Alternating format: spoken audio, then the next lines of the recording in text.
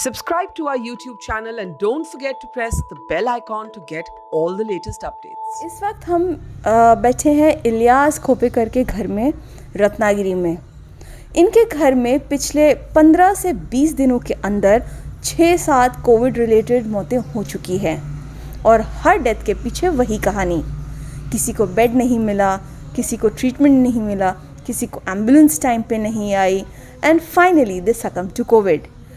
इलियास जी, कितनी मौतें हुई टोटल आपके घर में, आपके फैमिली वाले में बताइए।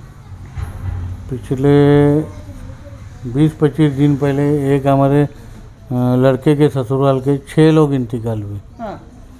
और अभी 10-12 दिन पहले मेरी खाला सास और खालू ससुरा और साला वो इंतकाल हुआ। 4 दिन पहले हमारे बीवी के चाचा चाची इंतकाल हुए। आज फुप्पी इंतकाल हुई। 3 दिन पहले मेरा सगा भाई इंतकाल हुआ। ओके, 3 दिन पहले आपका सगा भाई? 3-4 दिन हो गए। तो टोटल कितने? अभी देखो, आपको बताया वही होता है। अभी क्या कौन करना है। एक्चुअली क्या है, कब्रिस्तान में हम लोग जो रहते रोज़ मैयत जी। अब ये रिलेटिव्स की मैयत भी, उसमें अभी दिमाग ये हो गया। अभी क्या करना है, जो है वो है, जो अल्लाह की मर्ज़ी है, उसके आगे कुछ नहीं। थोड़ा प्रॉब्लम इधर हमारा हॉस्पिटल में ही आ रहा है। हॉस्पिटल में ट्रीटमेंट बराबर नहीं हो रही, इसके लिए मरने का रेशो ज़्यादा हो रहा है। अच्छा सर, आपने बताया था आपके साले की कहानी कि वो टिफ़िन पहुंचाने जाता था और वहाँ अपने मम्मी पापा को, तो मम्मी पापा की भी डेथ हुई और वो जो टिफ़िन पहुंचाने जाता था आपका साला, उसको भी कोविड हुआ और उसकी भी डेथ हुई। क्या कहानी हमको बताइए। अभी क्या है, जो हमारा साला पहले मम्मी को एडमिट किया, उसकी मम्मी को एडमिट करने के बाद वहाँ डब्बा टिफ़िन और वहाँ रहता था। फिर मम्मी एक्सपायर हो गई, मम्मी को दफन किए और उसकी टेस्ट करने बोले ग्राम पंचायत वालों ने। उसकी, उसके बीवी की, उसके छोटे बच्चे की, सबकी टेस्ट करा के लिए। और जब वो ये पॉजिटिव निकला तब इसको एक हॉस्पिटल में एडमिट किए।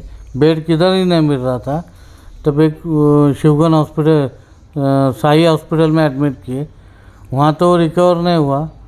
एक्चुअली उसका स्कोर था 6-8 था, लेकिन वो क्रिटिकल होते होते उधर गया। फिर वहाँ से उसने हिलाने के लिए बोला, वेंटिलेटर लगेगा। फिर वेंटिलेटर के लिए एक एपेक्स हॉस्पिटल में गए, उधर भी बेड नहीं बोलता था, लेकिन दे दिया उसने। और वहाँ फिर 7 दिन के बाद वो इंतकाल हो गया। और वो इंतकाल होने के 4 दिन पहले शॉक लेके उसके अब्बा घर में इंतकाल हुए। उस बच्चे को मालूम भी नहीं कि मेरा बाप इंतकाल हुआ। अच्छा, उस दौरान वो हॉस्पिटल में ही थे? हाँ, हॉस्पिटल में थे। और उसको किसी ने बताया नहीं? नहीं बताए। ओके। बताने के बाद उस पेशेंट को शॉक होता है जी। वो एक जैसा पूछ रहा था, अब्बा कहते, बोला अच्छे। मतलब वो अपने आखिरी वक्त तक पूछ रहे थे, उनके माँ बाप के बारे में पूछ रहे थे कि वो कैसे हैं। हाँ।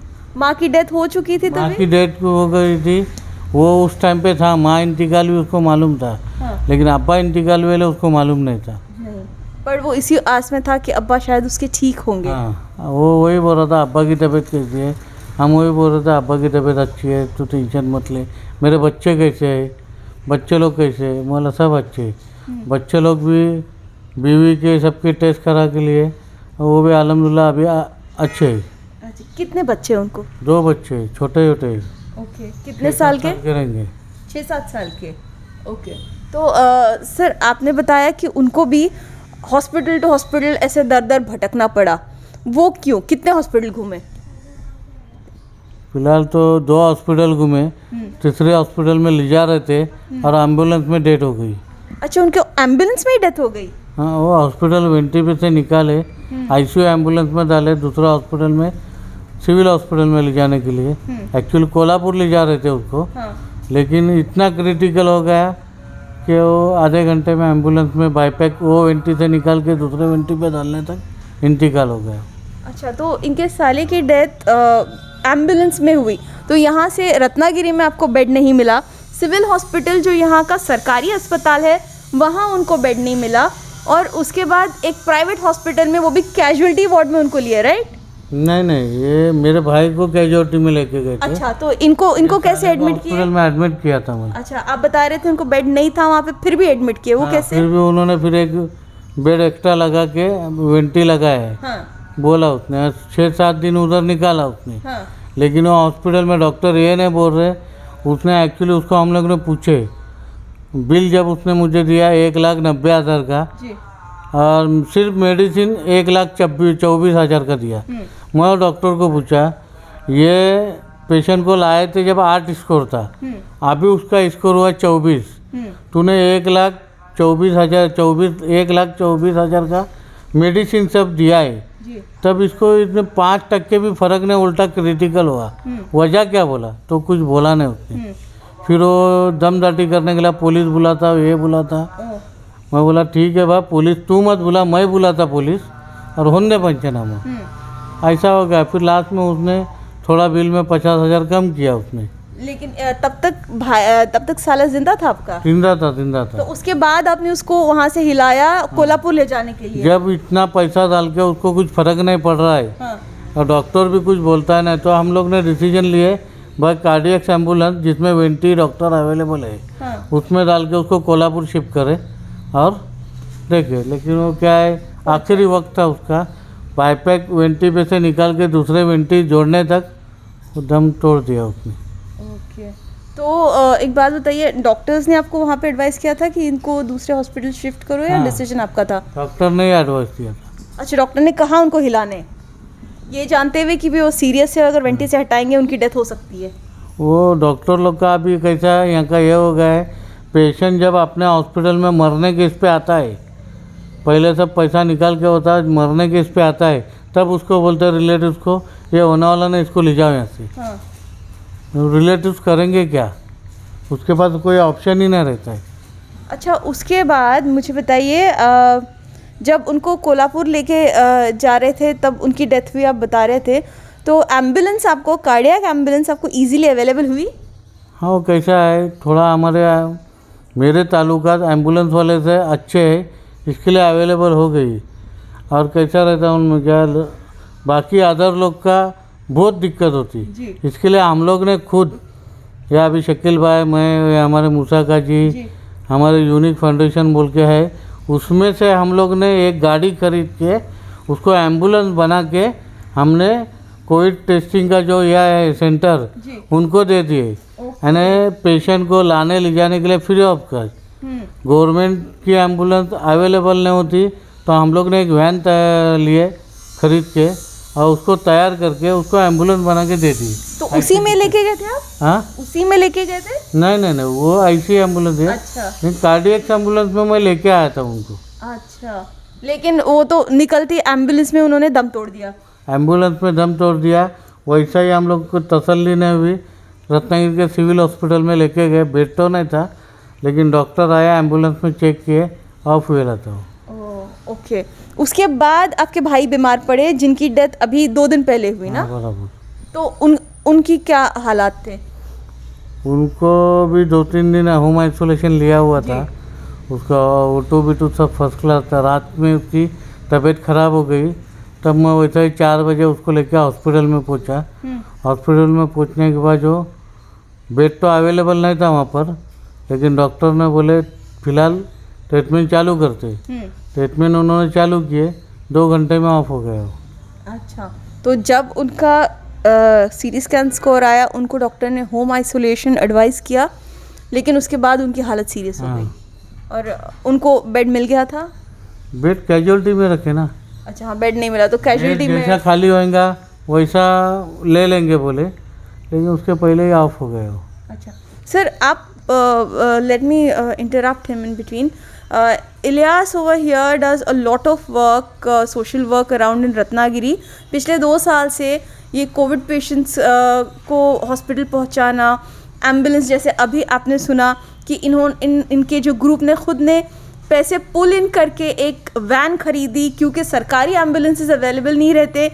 इन्होंने उस वैन को एम्बुलेंस में कन्वर्ट किया और वो हॉस्पिटल को दे दिया। तो और इसलिए and he is been doing a lot of burials and cremations for both Muslims and non Muslims. इसीलिए इनके एम्बुलेंस वालों से या हॉस्पिटल से ताल्लुकात अच्छे हैं, जिसकी वजह से इनको हॉस्पिटल में बेड ना होने के बाद भी कहीं ना कहीं अरेंजमेंट हो जाता था। बट उसके बावजूद ना इनके साले बचे, ना इनके भाई बचे, और ना ही इनके बाकी के परिवार वाले बचे कोविड से।